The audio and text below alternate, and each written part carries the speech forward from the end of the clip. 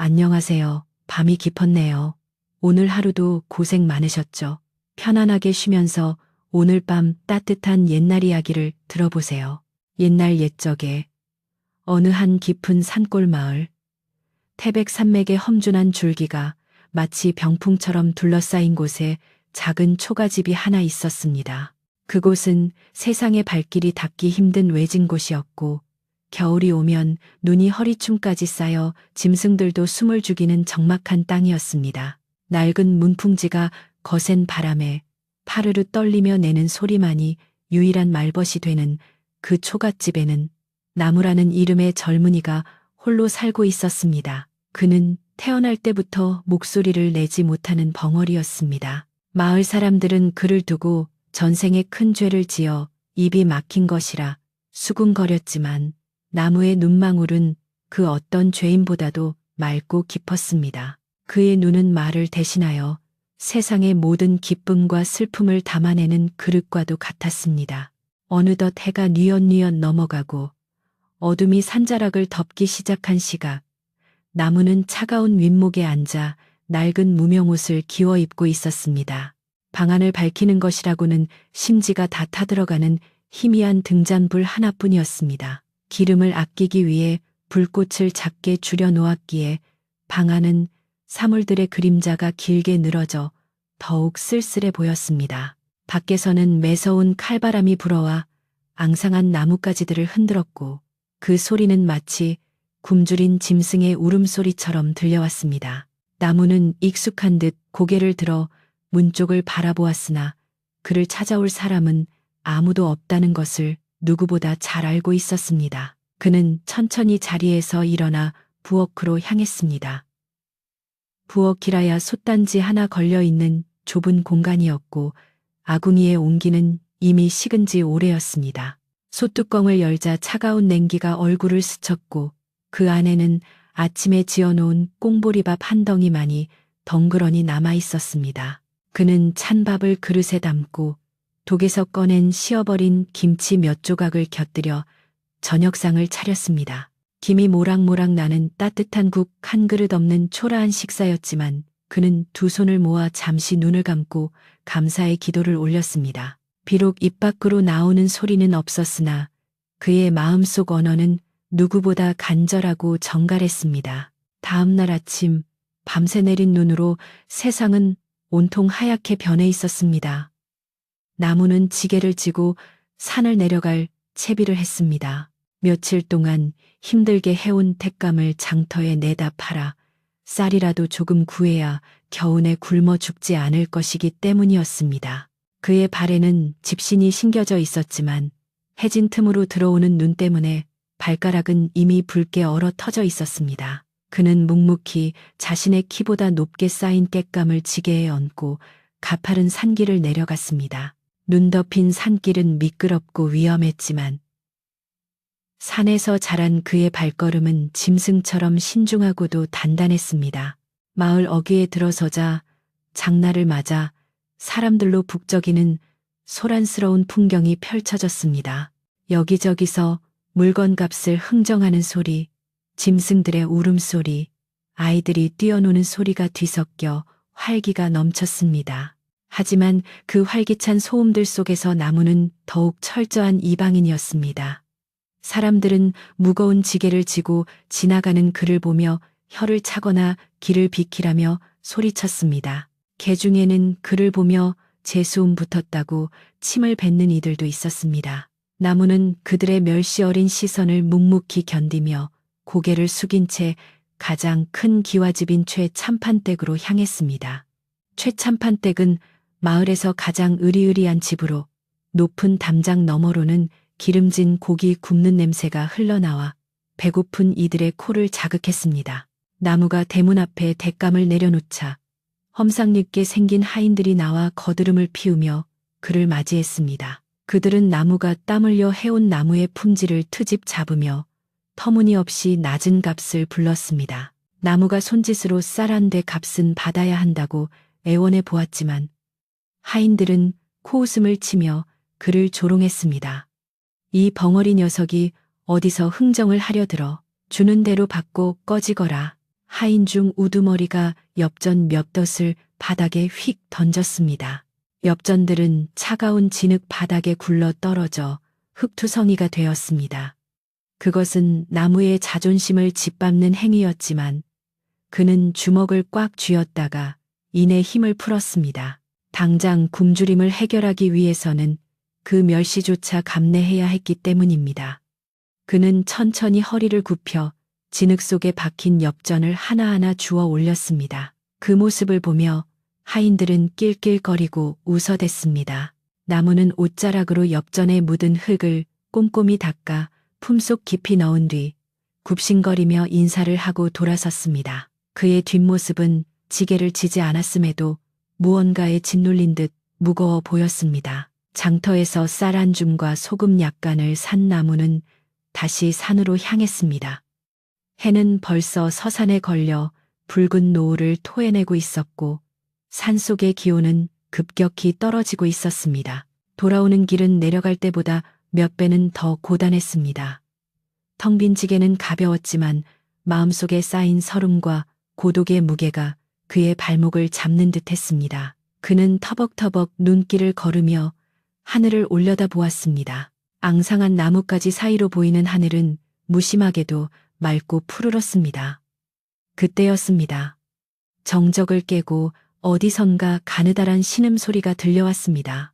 처음에는 바람 소리인가 싶어 귀를 의심했지만 소리는 분명 짐승이 고통스러워하는 울음이었습니다. 나무는 걸음을 멈추고 숨을 죽인 채 소리가 나는 쪽으로 귀를 기울였습니다. 소리는 인적이 드문 덤불숲 깊은 곳에서 들려오고 있었습니다. 평소라면 멧돼지나 곰일 수도 있어 피했겠지만 그 울음소리에는 왠지 모를 애처로움이 묻어 있어 발길을 돌릴 수가 없었습니다.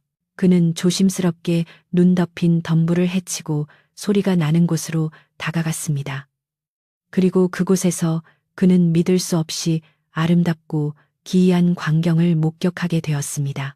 새하얀 눈 위에 그보다 더 하얀 털을 가진 여우 한 마리가 쓰러져 있었습니다. 여우의 뒷다리는 사냥꾼들이 설치해 놓은 녹슨 무쇠 덫에 꽉 물려 있었고 그 주위의 눈은 붉은 선혈로 낭자했습니다. 보통의 산짐승이라면 사람이 다가오는 인기척을 느끼고 으르렁거리거나 발버둥 쳤겠지만 이 여우는 지쳐서인지 아니면 체념한 것인지 가만히 나무를 올려다 보았습니다. 그런데 그 눈빛이 예사롭지 않았습니다. 짐승의 것이라고 하기에는 너무나도 사람과 닮아 있는 깊고 슬픈 눈망울이었습니다. 그 눈에는 살려달라는 간절한 호소와 함께 인간에 대한 두려움이 공존하고 있었습니다. 나무는 잠시 망설였습니다. 마을 어른들은 흰 여우가 요물이라며 보면 재수가 없으니 피하거나 죽여야 한다고 말하곤 했습니다. 하지만 눈앞의 생명은 요물이라기보다는 그저 고통받는 작고 여린 존재일 뿐이었습니다. 여우의 눈에서 눈물 한 방울이 또르르 굴러 떨어지는 것을 본 순간 나무의 마음속에 있던 두려움은 연민으로 바뀌었습니다. 그는 지게를 내려놓고 여우에게 천천히 다가갔습니다. 여우는 움찔하며 몸을 떨었지만 나무가 해치려는 기색이 없음을 느꼈는지 조용히 눈을 감고 거친 숨을 몰아쉬었습니다. 덫은 생각보다 훨씬 크고 단단했습니다. 곰을 잡기 위해 설치한 덫인 듯 굵은 쇠톱니가 여우의 다리뼈를 으스러뜨릴 듯 파고들고 있었습니다. 나무는 덫의 양쪽을 잡고 있는 힘껏 벌려보려 했지만 녹슨 스프링은 꿈쩍도 하지 않았습니다. 차가운 쇠붙이가 손바닥을 얼어붙게 만들었지만 그는 포기하지 않았습니다. 그는 이를 악물고 온몸에 체중을 실어 다시 한번 덫을 벌렸습니다. 입 밖으로 나오지 못한 신음이 목구멍 안에서 맴돌았습니다. 손톱이 뒤집히고 손바닥 살이 찢겨 피가 흘러나왔지만 그는 멈추지 않았습니다. 그의 따뜻한 피가 차가운 쇠덫 위로 뚝뚝 떨어져 내렸습니다. 자신의 고통보다 눈앞의 생명을 구해야 한다는 일념 하나로 나무는 초인적인 힘을 발휘했습니다. 끼익하는 끔찍한 금속음과 함께 덫이 조금씩 벌어지기 시작했습니다. 여우는 고통스러운지 몸을 바들바들 떨면서도 나무에 피 묻은 손을 핥으려는 듯 고개를 내밀었습니다. 마침내 탕 소리와 함께 덫이 완전히 벌어졌고 여우는 다친 다리를 절룩거리며 덫에서 빠져나왔습니다. 나무는 거친 숨을 몰아쉬며 그 자리에 주저앉았습니다. 그의 두 손은 상처투성이가 되어 덜덜 떨리고 있었습니다. 자유를 되찾은 여우는 숲으로 바로 달아나지 않았습니다. 대신 절뚝거리는 다리로 나무의 주위를 한 바퀴 돌더니 그의 앞에 멈춰 서서 그를 빤히 응시했습니다. 그 눈빛은 감사의 인사를 전하는 듯 했고 동시에 인간에 대한 깊은 호기심을 담고 있었습니다. 나무는 아픈 손을 감싸쥐며 여우를 향해 옅은 미소를 지어 보였습니다. 가거라. 다시는 이런 것에 걸리지 말고.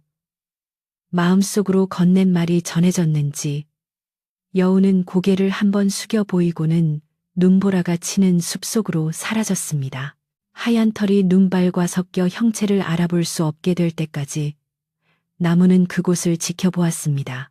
나무가 다시 텅 빈 초가집으로 돌아왔을 때는 이미 캄캄한 밤이었습니다.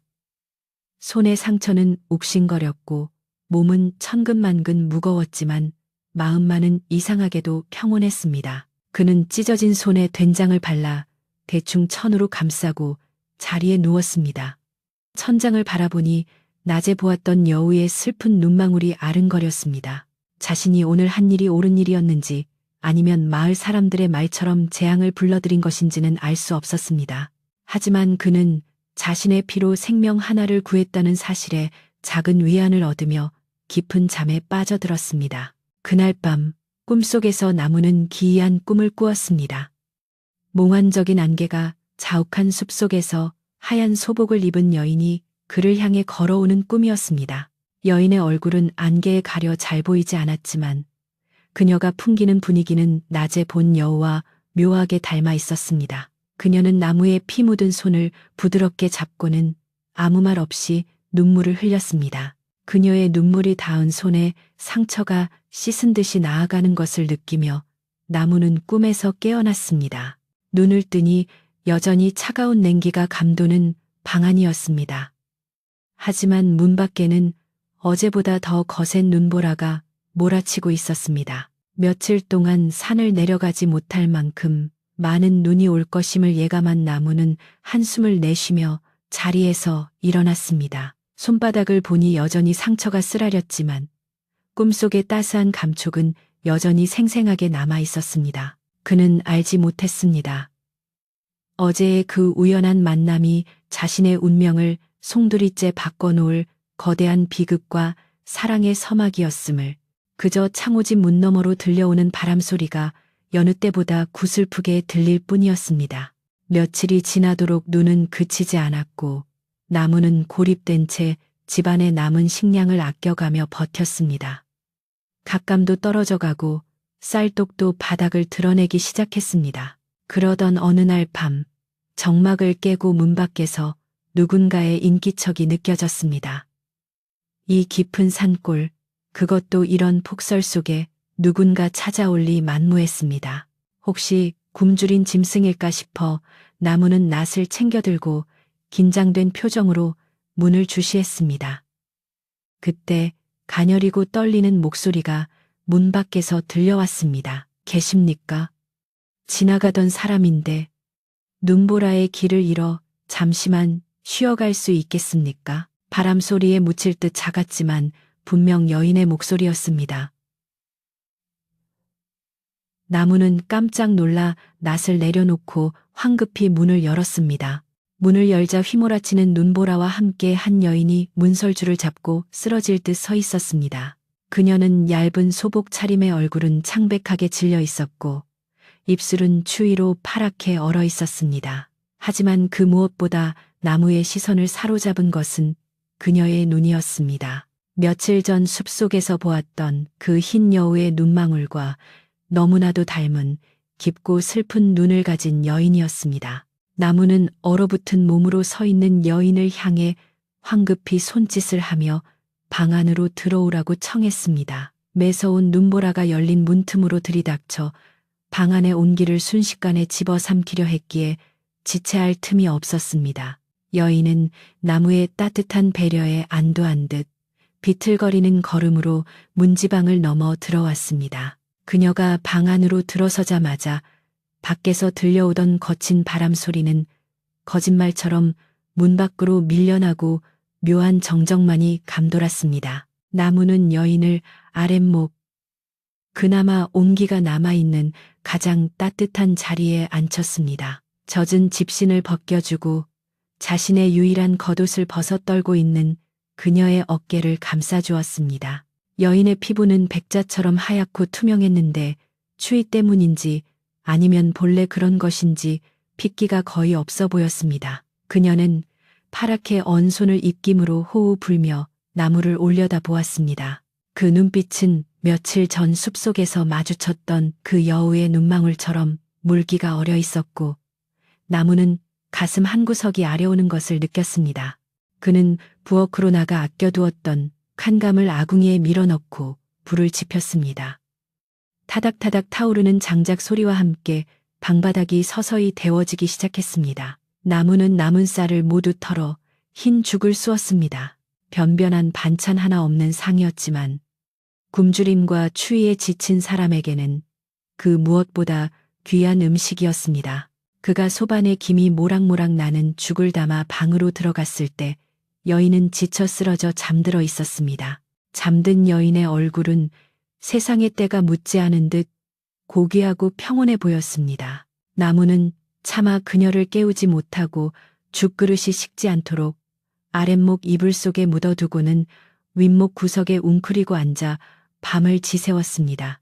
밖에서는 여전히 눈보라가 윙윙거리며 울부짖었지만 낯선 여인의 숨소리가 들리는 이 좁은 방 안은 생전 처음 느껴보는 온기로 가득 차 있었습니다. 그것은 불이나 이불이 주는 따뜻함과는 다른 사람의 온기가 주는 위로였습니다. 다음 날 아침 눈을 뜬 여인은 자신을 위해 정성껏 차려진 식은 죽과 윗목에서 쪽잠을 자고 있는 나무를 보며 눈시울을 붉혔습니다. 그녀의 이름은 연화라고 했습니다. 연화는 갈 곳이 없다며 당분간만 이곳에 머물게 해달라고 부탁했고 말을 못하는 나무는 그저 고개를 끄덕이며 투박한 미소로 허락했습니다. 그렇게 기묘한 동거가 시작되었습니다. 마을 사람들에게 멸시받던 벙어리 총각의 오두막에 선녀 같은 여인이 함께 살게 된 것입니다. 연화가 온 뒤로 나무의 초가집은 완전히 다른 공간이 되었습니다. 그녀의 손길이 닿는 곳마다 묵은 먼지가 사라지고 윤기가 흘렀습니다. 그녀는 산에서 캔약초와 나물로 소박하지만 맛깔스러운 음식을 만들어 나무의 밥상을 차려주었습니다. 나무가 나무를 하러 가면 그녀는 집을 지키며 낡은 옷을 기워 놓았고 그가 돌아올 때면 환한 미소로 맞아주었습니다. 평생 고독과 침묵 속에 갇혀 살던 나무에게 연화는 세상이 그에게 허락하지 않았던 봄햇살과도 같았습니다. 그러던 어느 날 밤이었습니다. 며칠 전 덫을 벌리다 다친 나무의 손이 덧나기 시작했습니다. 약을 살 돈이 없어 된장만 발라두었던 상처는 퉁퉁 부어올랐고 고열이 그를 덮쳤습니다. 나무는 끙끙 앓으며 식은땀을 흘렸고 의식이 혼미해져 갔습니다. 비몽사몽간에 그는 차가운 손길이 자신의 뜨거운 이마와 상처 입은 손을 어루만지는 것을 느꼈습니다. 그 손길은 너무나 부드러웠고 닿는 곳마다 시원한 바람이 부는 듯한 느낌을 주었습니다. 나무가 힘겹게 눈을 떴을 때 그는 믿을 수 없는 광경을 목격했습니다. 희미한 등잔불 아래 연화가 그의 손을 잡고 있었는데 그녀의 주위로 푸르스름한 빛이 일렁이고 있었습니다. 그리고 그녀의 치마 뒤로 하얀 꼬리 9개가 아른거렸습니다. 그것은 분명 사람이 아닌 존재, 전설 속에서나 듣던 구미호의 모습이었습니다. 나무는 놀라움에 숨을 들이켰지만 이상하게도 공포심은 느껴지지 않았습니다. 그녀의 눈이 너무나 슬프고 간절했기 때문입니다. 연화는 나무가 깨어난 것을 보고 황급히 꼬리를 감추려 했지만 이미 늦었다는 것을 깨닫고 고개를 떨구었습니다. 놀라게 해드려 죄송합니다. 저는 사람이 아닙니다. 그녀의 목소리는 떨리고 있었습니다. 며칠 전 덫에 걸려 죽어가던 저를 구해주신 분이 바로 당신이십니다. 나무는 멍하니 그녀를 바라보다가 천천히 고개를 끄덕였습니다. 그는 이미 어렴풋이 느끼고 있었는지도 모릅니다. 그녀에게서 느껴지던 짐승의 냄새가 아닌 숲의 향기를. 저는 천년을 수련한 여우입니다. 인간이 되고 싶어 100일 기도를 드리던 중 사냥꾼의 덫에 걸리고 말았습니다. 연하는 눈물을 글썽이며 말을 이었습니다. 전설에 따르면 순수한 마음을 가진 인간에게 3번 목숨을 구원받으면 완전한 인간이 될 수 있다고 합니다. 당신은 이미 한 번 저를 구해 주셨습니다. 그리고 갈 곳 없는 저를 거두어 주셨으니 이것이 2번째 은혜일지도 모릅니다. 하지만 제 정체를 알고도 저를 받아주실 수 있나요? 나무는 몸을 일으켜 앉았습니다. 그리고 퉁퉁 부은 손을 들어 연화의 젖은 뺨을 조심스럽게 닦아 주었습니다. 그는 말을 할 수 없었지만 그의 눈빛은 이렇게 말하고 있었습니다. 당신이 여우든 사람이든 상관없소. 당신은 나의 유일한 가족이자 내 차가운 인생에 찾아온 온기일 뿐이요. 나무의 진심 어린 눈빛에 연하는 참았던 울음을 터뜨리며 나무의 품에 안겼습니다. 그날 밤 연하는 자신의 네다뇨우 구슬을 꺼내 나무의 상처를 완전히 치료해 주었습니다. 그러나 행복은 살얼음판 위를 걷는 것처럼 위태로웠습니다. 나무의 오두막에 절세미녀가 살고 있다는 소문은 금세 산아래 마을로 퍼져나갔습니다. 나무꾼들이 힐끗거리고 장터의 안악들이 수군거리더니 마침내 그 소문은 탐욕스러운 최참판의 귀에까지 들어가고 말았습니다. 여색을 밝히고 진기한 것을 수집하기 좋아하는 최참판은 그 산골 소녀가 보통 내기가 아니라는 소리에 귀가 솔깃해졌습니다. 벙어리놈 주제에 감히 선녀 같은 계집을 데리고 산다고? 당장 가서 그 계집을 데려오너라. 내 첩으로 삼을 것이다. 최참판의 호통에 건장한 하인 5-6명이 몽둥이를 들고 산을 올랐습니다. 그 시각 나무와 연하는 다가올 불행을 모른 채 마당에 쌓인 눈을 치우며 소소한 행복을 누리고 있었습니다. 갑자기 살인문이 쾅하고 박살나며 거친 사내들이 들이닥쳤습니다. 평화롭던 산속의 정적은 순식간에 깨지고 욕설과 고함 소리가 난무했습니다. 이놈 나무야, 썩 나오거라. 내 놈이 감히 양반댁에 바칠 귀한 여인을 숨겨두고 있다지? 하인들의 우두머리가 나무의 멱살을 잡고 흔들었습니다. 나무는 저항할 힘도 없이 바닥에 내동댕이 쳐졌습니다. 그들은 방 안에 숨어있던 연하를 끌어냈습니다. 연하가 비명을 지르며 저항했지만 힘센 장정들을 당해낼 수는 없었습니다. 오, 소문대로 천하일색이로구나. 대감마님께서 아주 기뻐하시겠어. 놈들은 음흉한 눈빛으로 연하를 훑어보며 희희낙낙했습니다. 그때였습니다. 바닥에 쓰러져 있던 나무가 비틀거리며 일어났습니다. 평생 누구와도 싸워본 적 없고 큰 소리 한 번 낸 적 없는 순박한 나무였습니다. 하지만 연하가 짐승 같은 놈들의 손에 끌려가는 모습을 보자 그의 가슴 속에서 뜨거운 무언가가 치밀어 올랐습니다. 그것은 분노이자 지키고 싶은 간절함이었습니다. 나무는 마당 한 구석에 있던 도끼를 집어들었습니다. 그의 눈은 더 이상 겁쟁이 벙어리의 눈이 아니었습니다. 으아! 나무는 짐승 같은 괴성을 지르며 하인들에게 달려들었습니다. 갑작스러운 반격에 놀란 하인들이 주춤하는 사이 나무는 도끼를 휘둘러 놈들을 위협했습니다. 그는 연하 앞을 막아서며 놈들에게 오지 말라고 위협했습니다. 하지만 건장한 하인들은 금세 정신을 차리고 비웃음을 흘렸습니다. 이 병신이 죽고 싶어 환장을 했구나. 그들은 몽둥이로 나무를 무자비하게 구타하기 시작했습니다. 나무는 머리와 어깨, 등 할 것 없이 쏟아지는 메타작을 온몸으로 받아냈습니다. 뼈가 부러지는 소리가 나고 살이 터져 피가 튀었지만 그는 절대로 비키지 않았습니다. 그는 피투성이가 된 얼굴로 연하를 바라보며 입모양으로 필사적으로 외쳤습니다. 도망가, 어서. 그것은 소리 없는 절규였습니다. 연하는 눈물을 흘리며 그를 도우려 했지만 나무는 마지막 힘을 짜내어 그녀를 숲 쪽으로 밀쳤습니다. 빨리 가, 제발. 나무의 간절한 눈빛을 읽은 연하는 입술을 깨물었습니다. 지금 자신이 잡히면 나무의 희생이 헛되이 될 것이고 자신의 정체가 드러나면 그 또한 위험해질 것이 뻔했습니다. 그녀는 피눈물을 머금고 뒤돌아 숲을 향해 달리기 시작했습니다. 전연 잡아라. 놓치면 안 된다. 하인들이 뒤를 쫓으려 했지만 나무가 놈들의 다리를 붙잡고 늘어졌습니다. 그는 짓밟히고 걷어차이면서도 끈질기게 놈들을 막아섰습니다. 눈 덮인 마당은 붉은 피로 물들었습니다. 나무는 의식이 희미해져 가는 와중에도 연화가 사라진 숲 쪽을 바라보았습니다. 하인들은 씩씩거리며 나무를 실신할 정도로 때린 뒤 여자를 놓친 분풀이로 집안의 세간살이를 모두 부수고 내려갔습니다.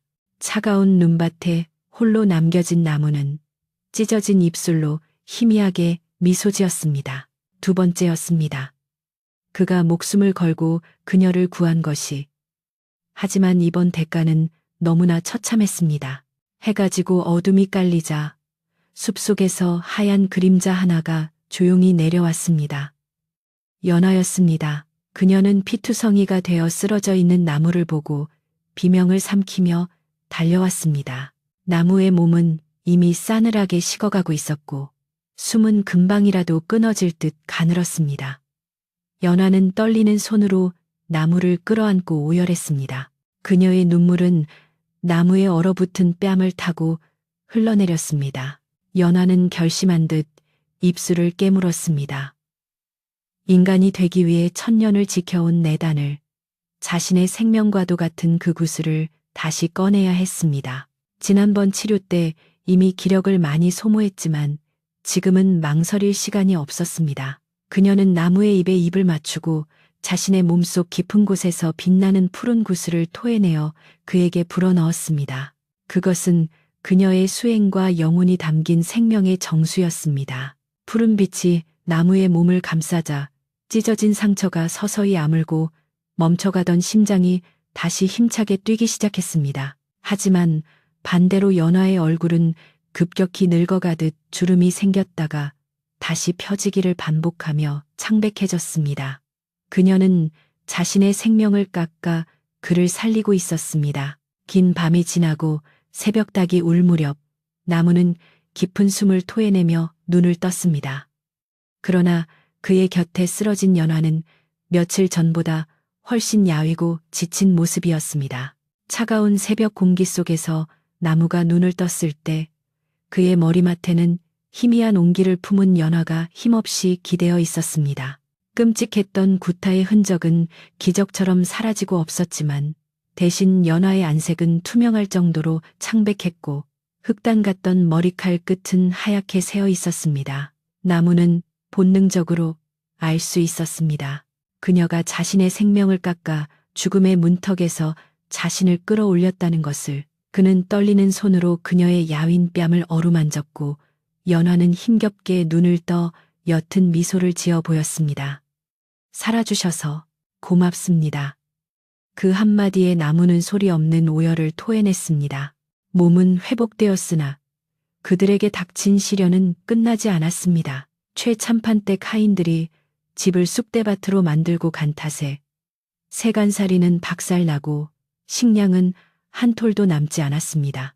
당장 끼니를 때울 걱정보다 더 큰 문제는 곧 들이닥칠 겨울 폭풍과 최참판의 보복에 대한 두려움이었습니다. 하지만 기이하게도 죽다 살아난 나무에게서 전에는 없던 낯선 기운이 솟아나기 시작했습니다.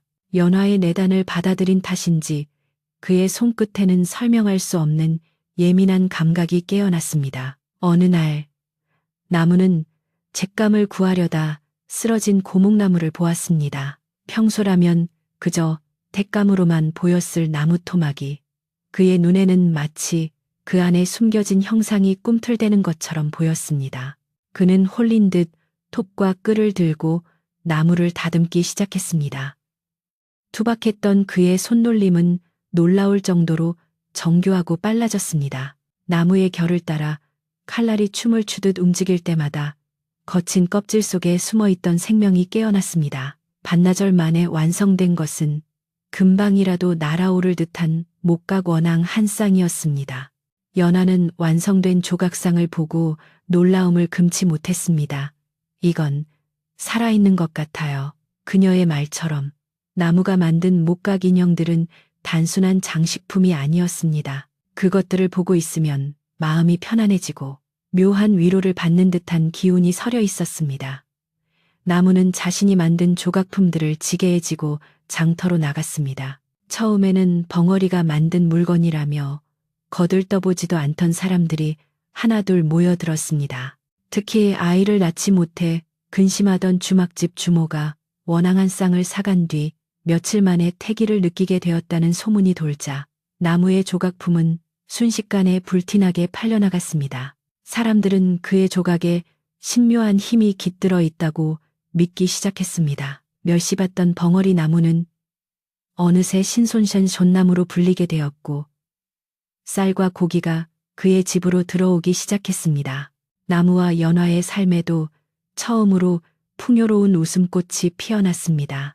나무는 연화에게 고운 비단옷을 지어 입혔고 연화는 나무를 위해 따뜻한 밥상을 차리며 인간으로서의 행복을 만끽했습니다. 하지만 빛이 강할수록 그림자는 짙어지는 법이었습니다. 나무의 명성이 높아질수록 최참판의 질투와 탐욕은 걷잡을 수 없이 커져만 갔습니다. 자신이 가지지 못한 여인을 차지하고 자신이 부리는 하인들보다 못한 천한 놈이 마을 사람들의 존경을 받는 꼴을 그는 도저히 두고 볼 수 없었습니다. 그놈 집에 분명 요물이 붙은 게야. 그렇지 않고서야 다 죽어가던 놈이 저리 멀쩡히 살아나고 귀신 같은 재주를 부릴 리가 없어. 최 참판은 이를 갈며 음흉한 계략을 꾸미기 시작했습니다. 그는 인근에서 가장 용하다는 무당을 불렀습니다. 돈에 눈이 먼 무당은 최 참판이 원하는 대로 점괘를 내놓았습니다. 그 집에는 천년 묵은 여우 요괴가 살고 있습니다. 그 요괴가 남자의 정기를 빨아먹고 마을의 운을 앗아가고 있으니 그대로 두면 마을 전체에 큰 재앙이 닥칠 것입니다. 최 참판은 무릎을 쳤습니다. 이것이야말로 놈들을 몰살시키고 자신의 위신을 세울 절호의 기회였습니다. 그는 무당의 말을 퍼뜨려 마을 사람들의 불안감을 조성했습니다. 때마침 마을에는 며칠째 흉흉한 일들이 연이어 일어났습니다. 멀쩡하던 소가 시름시름 앓다 죽고 우물물이 핏빛으로 변했다는 흉흉한 소문이 돌았습니다. 물론 이는 최 참판이 하인들을 시켜 꾸민 짓이었지만 공포에 질린 마을 사람들은 쉽게 선동되었습니다. 이게 다 그 벙어리 놈 집에 사는 요물 때문이라며 그래 그 여자가 온 뒤로 마을 꼴이 말이 아니야. 사람들의 수군거림은 점차 노골적인 적개심으로 변해갔습니다. 운명의 그날 밤 최 참판은 마을 장정들을 선동하여 횃불과 몽둥이를 들게 했습니다. 요괴를 잡아 죽여야 우리 마을이 산다. 광기에 사로잡힌 군중은 성난 파도처럼 산을 올랐습니다. 나무와 연화는 늦은 밤까지 서로를 마주보며 조각을 다듬고 술을 놓고 있었습니다. 창호지 문 너머로 일렁이는 붉은 불빛과 웅성거리는 소리를 들었을 때 그들은 직감적으로 불행이 닥쳐왔음을 깨달았습니다. 나무님, 저들이 옵니다. 연화의 목소리가 가늘게 떨렸습니다. 그녀는 자신의 정체가 탄로 났음을 직감했습니다. 저 때문에 당신까지 위험해질 거예요. 저는 피해야 합니다. 연화는 나무의 손을 잡으며 눈물을 흘렸습니다. 하지만 나무는 단호하게 고개를 저었습니다. 그는 연화의 손을 꽉 잡고 절대로 그녀를 혼자 보내지 않겠다는 의지를 보였습니다. 그는 방 한구석에 세워둔 도끼를 다시 집어들었습니다. 지난번처럼 무력하게 당하지 않으리라. 내 여자는 내가 지키리라. 그의 눈빛은 결연하게 타올랐습니다. 나와라. 요물을 내놓아라. 밖에서 최참판의 고함 소리가 들렸습니다. 나무가 문을 열고 나가자 수십 개의 횃불이 마당을 대낮처럼 밝히고 있었습니다. 마을 사람들의 눈에는 두려움과 증오가 가득 차 있었습니다. 나무는 도끼를 치켜들고 그들 앞을 가로막았습니다. 한 발짝이라도 더 다가오면 가만두지 않겠다는 기세였습니다. 평소 순하기만 하던 나무의 살기등등한 모습에 사람들은 잠시 주춤했습니다. 그때 무당이 춤을 추며 앞으로 나섰습니다. 저놈의 눈을 보라. 이미 요괴에게 홀려 제정신이 아니다. 저 여우 요괴가 놈의 혼을 빼앗았다. 무당이 부적을 허공에 뿌리며 주문을 외우자 최참판은 비릿한 웃음을 지으며 외쳤습니다. 들었느냐? 저놈도 이미 사람이 아니다. 저 집을 태워버려라. 요괴를 불태워 죽여야 한다. 그의 명령이 떨어지자마자 누군가 던진 횃불이 초가집 지붕 위로 떨어졌습니다. 바짝 마른 지푸라기는 순식간에 불길에 휩싸였고 매캐한 연기가 사방으로 피어올랐습니다. 안 돼.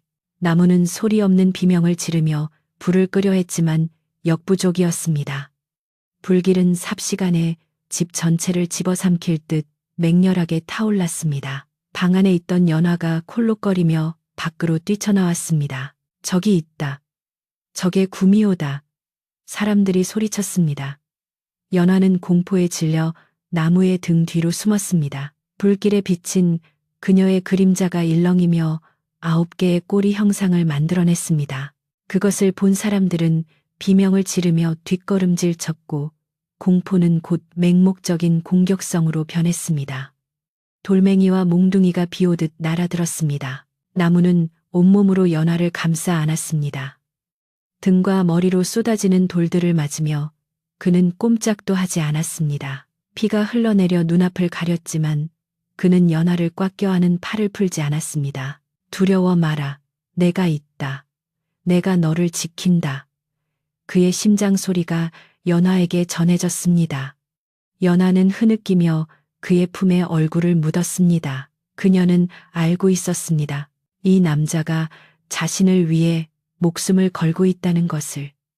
그리고 이것이 그가 보여주는 인간의 가장 위대하고도 슬픈 사랑이라는 것을. 최참판은 그 꼴을 보며 분노와 희열을 동시에 느꼈습니다. 그는 옆에 있던 사냥꾼에게 눈짓을 했습니다. 전연을 쏴라. 산채로 잡지 못한다면 가죽이라도 벗겨야겠다. 사냥꾼은 화살에 푸른색 독을 발라 시위를 당겼습니다.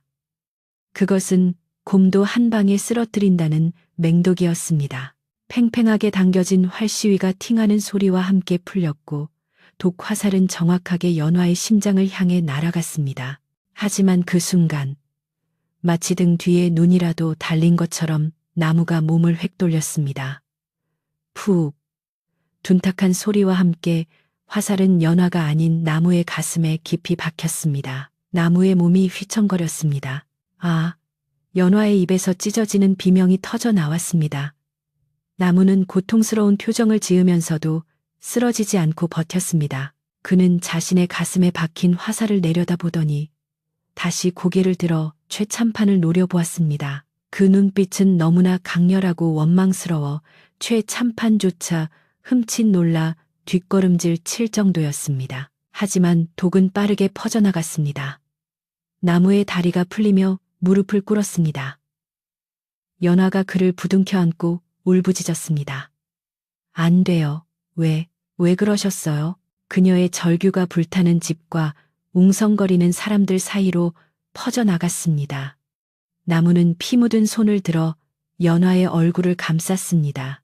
그의 입가에서 검붉은 피가 흘러나왔습니다. 이것이 3번째였습니다. 그가 그녀를 위해 목숨을 바친 마지막 순간이었습니다. 나무의 몸이 힘없이 무너져 내렸습니다. 가슴에 박힌 화살에서는 검붉은 도끼가 뿜어져 나와 순식간에 그의 혈관을 타고 퍼져나갔습니다. 하얀 눈밭 위로 붉은 피가 꽃잎처럼 흩날렸고 그 처참한 광경에 맹목적인 광기에 사로잡혀 있던 마을 사람들의 고함 소리도 일순간 멈췄습니다. 타오르는 불길 소리와 거친 바람, 소리만이 그 비극적인 순간을 증언하고 있었습니다. 연화는 바들바들 떨리는 손으로 쓰러진 나무를 받아 안았습니다. 그녀의 하얀 소복은 금세 나무의 피로 붉게 물들었습니다. 나무님, 정신 차리세요. 안 돼요. 제발 눈을 뜨세요. 연화의 절규가 밤하늘을 찢을 듯 울려 퍼졌습니다. 나무는 희미하게 눈을 뜨고 연화를 바라보았습니다. 고통으로 일그러진 얼굴이었지만 그 눈빛만은 여전히 따뜻하고 평온했습니다. 그는 떨리는 손을 들어 연화의 뺨에 흐르는 눈물을 닦아주려 했습니다. 하지만 힘이 빠진 손은 그녀의 얼굴에 닿기도 전에 툭 하고 떨어졌습니다. 그 순간 하늘에서 마른 번개가 내리꽂히듯 거대한 천둥 소리가 울려 퍼졌습니다. 그것은 하늘이 정한 운명의 시간이 도래했음을 알리는 신호였습니다. 전설 속의 약속, 순수한 인간에게 진심으로 3번 목숨을 구원받으면 인간이 된다는 그 조건이 완성되는 순간이었습니다. 덫에서 구해준 첫 번째, 매질을 당하며 지켜준 두 번째, 그리고 목숨을 바쳐 화살을 막아준 세 번째.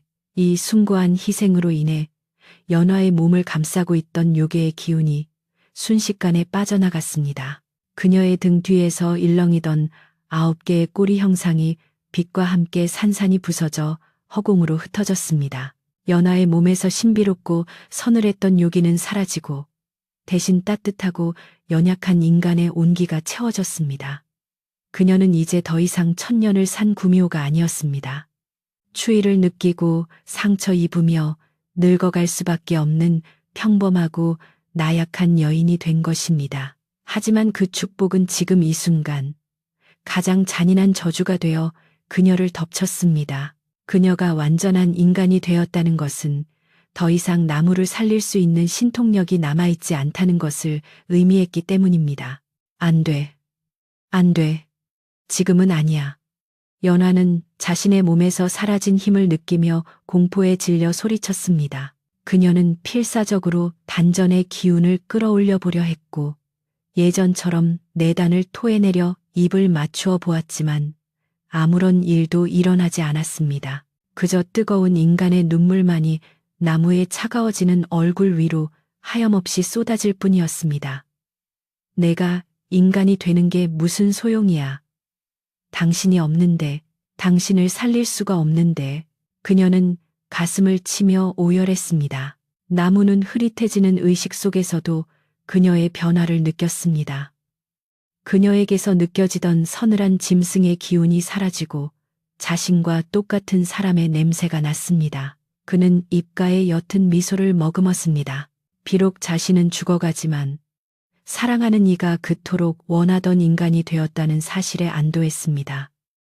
그는 마지막 힘을 짜내어 입술을 달싹였습니다.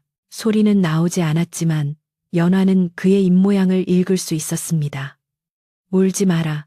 너는 이제 사람이다. 행복하게 살아라. 싫어요. 당신 없는 세상에서 나 혼자 사람으로 사는 게 무슨 의미가 있어요. 연화는 나무의 옷자락을 움켜쥐고 고개를 저었습니다. 하지만 나무의 눈동자는 점점 초점을 잃어가고 있었습니다. 독이 심장까지 퍼져 그의 숨결은 바람 앞에 촛불처럼 위태로웠습니다. 그는 마지막으로 연화의 모습을 눈에 담으려는 듯 눈을 크게 떴다가 이내 천천히 감았습니다. 그의 고개가 힘없이 옆으로 떨구어졌고 잡고 있던 연화의 손에서 온기가 빠져나갔습니다. 나무님. 연화가 조심스럽게 그를 불렀지만 대답은 없었습니다. 세상의 모든 소리가 차단된 듯한 정막이 흘렀습니다. 잠시 후 그 정막을 깨고 연화의 처절한 통곡 소리가 터져 나왔습니다. 짐승의 울음소리보다 더 슬프고 사람의 곡소리보다 더 애절한 그 소리는 듣는 이들의 가슴을 후벼 파는 듯 했습니다. 활활 타오르던 초가집의 불길조차 그 슬픔에 기가 눌린 듯 사그라들었고 마을 사람들은 멍하니 그 광경을 지켜보며 서 있었습니다. 그들은 자신들이 괴물이라고 믿었던 존재가 실은 가장 인간적인 슬픔을 토해내고 있다는 사실에 큰 충격을 받았습니다. 최참판만이 그 상황에서도 정신을 차리지 못하고 소리쳤습니다. 뭘 멍하니 보고만 있느냐. 전현이 요술을 부려 놈을 죽인 것이다. 어서 전현도 마저 죽여라. 하지만 이번에는 아무도 움직이지 않았습니다.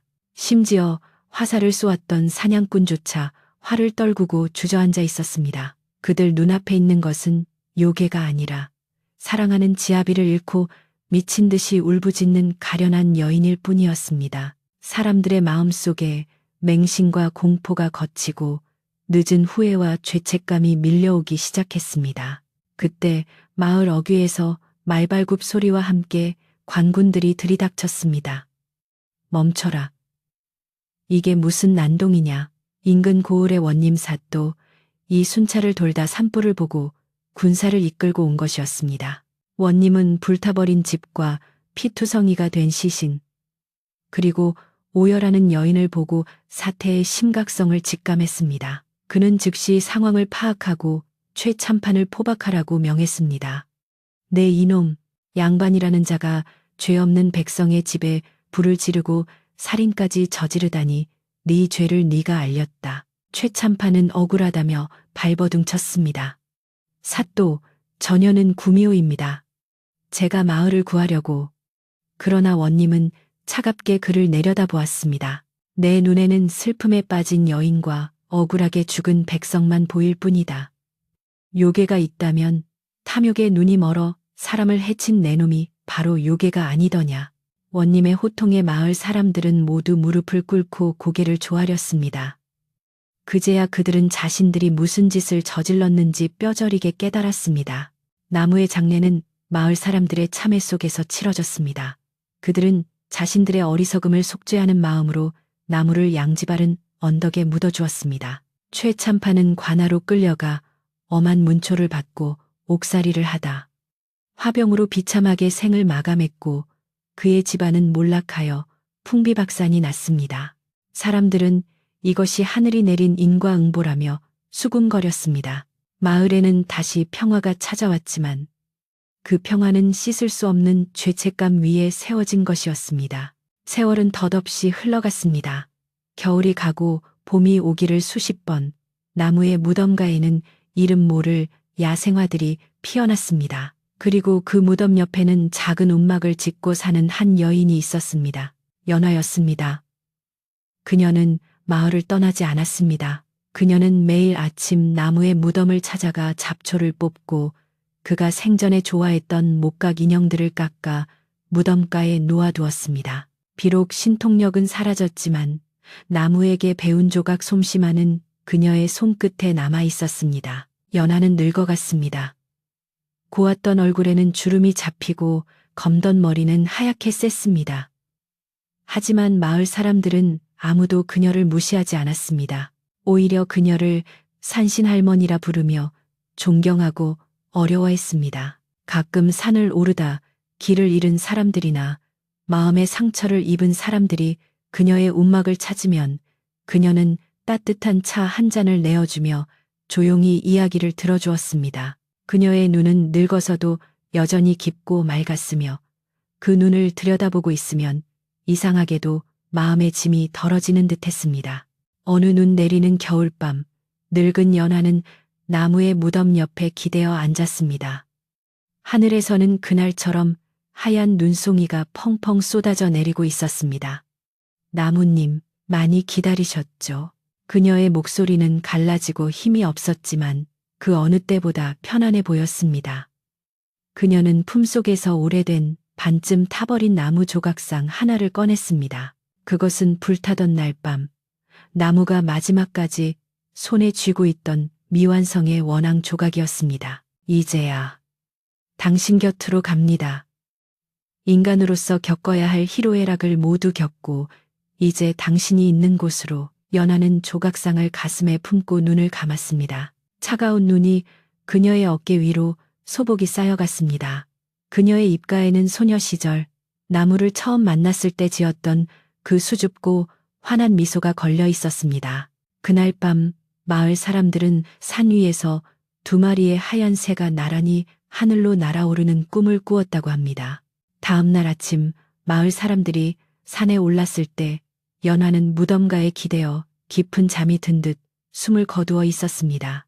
그녀의 시신 위로는 하얀 눈이 이불처럼 덮여 있었고 그녀의 표정은 고단한 삶의 짐을 내려놓은 듯 평온했습니다. 사람들은 나무의 무덤 바로 옆에 그녀를 묻어주었습니다. 살아서는 비극적인 운명에 갈라졌지만 죽어서는 영원히 함께하기를 바라는 마음에서였습니다. 그 후로 그 언덕에는 봄이 되면 진달래가 유난히 붉게 피어났고 사람들은 그것이 나무와 연화의 사랑이 꽃으로 피어난 것이라 믿었습니다. 자, 이야기는 여기까지입니다. 등잔불도 이제 가물가물해졌군요. 밖에는 여전히 눈이 내리고 있습니다. 오늘 제가 들려드린 이 이야기가 차가운 세상살이에 지친 여러분의 마음에 작은 온기가 되었기를 바랍니다. 짐승으로 태어나 인간이 되고자 했던 여우와 말은 못하지만 누구보다 뜨거운 인간의 심장을 가졌던 한 남자의 이야기.